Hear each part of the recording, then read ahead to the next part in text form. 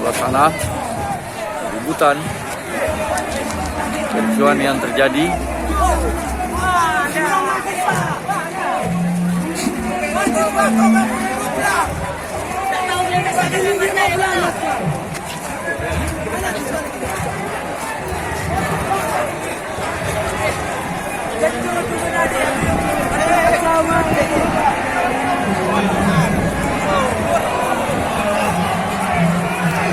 Mahasiswa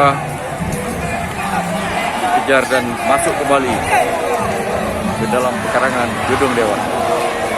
Banyak pot bunga yang rusak.